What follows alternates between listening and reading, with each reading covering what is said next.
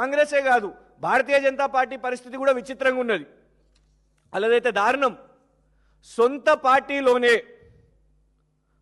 MP గారి మీద ఇంకొకళ్ళు వాళ్ళ పార్టీకి చెందిన ఎంపీ వాళ్ళ అంచర్లు పోస్టర్లు వేస్తున్న పరిస్థితి సొంత ఎంపీ మీదనే. ఇగోండి నిన్న ప్రెస్ నోట్లోనే వచ్చింది. అంటే దేనికి ప్రతీకార రాజకీయాలు వాళ్ళు చేసుకుంటున్నారో మాకు తెలియదు. కానీ ఒకటి ఏంటంటే ఇందులో ఉన్న ఫస్ట్ పేరు బీజేపీ యొక్క మా కంటోన్మెంట్ బోర్డు మెంబర్.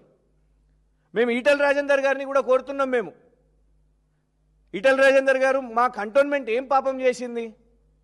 2015లో ఎన్నికలు అయితే ఇవాళ 2026 11 సంవత్సరాలు మాకు ఎన్నికలు కాకుండా మీ బీజేపీయే నామినేటెడ్ సభ్యులను వేసుకొని వాళ్ళు ఏంది పరిస్థితి అంటే అక్కడ ఉన్న ముగ్గురు మొన్నటి వరకు బోర్డు మెంబర్లుగా ఉన్న వాళ్ళు ముగ్గురు ఒకళ్ళ మీద ఒకళ్ళు ఇవాళ కొట్లాడుకుంటున్నారు.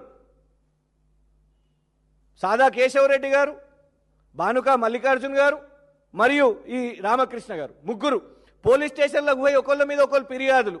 అది అక్కడ పార్టీ యొక్క పరిస్థితి. బీజేపీ పోస్టర్ల వారు నడుస్తున్నది.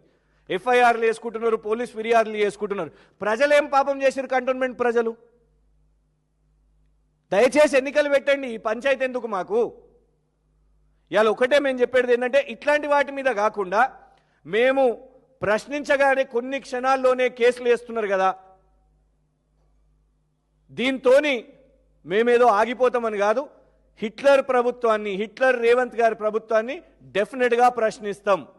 ఇలా హైడ్రా విషయం మీద అయినా, లేకపోతే మూసీ విషయం మీద అయినా, లేకపోతే ఏ అంశమైనా కూడా మీరు ఎన్ని కేసులు వేసినా కూడా ప్రశ్నిస్తూనే ఉంటాం. కానీ ఒక్కటి పోలీసులు కూడా గమనించాలి. మీ పేరుతోని మీరు ఇక్కడ లెటర్ రాస్తున్నారు, ఉత్సాహంగా మీరు ఈ పేరుతో లెటర్ రాస్తున్నారు.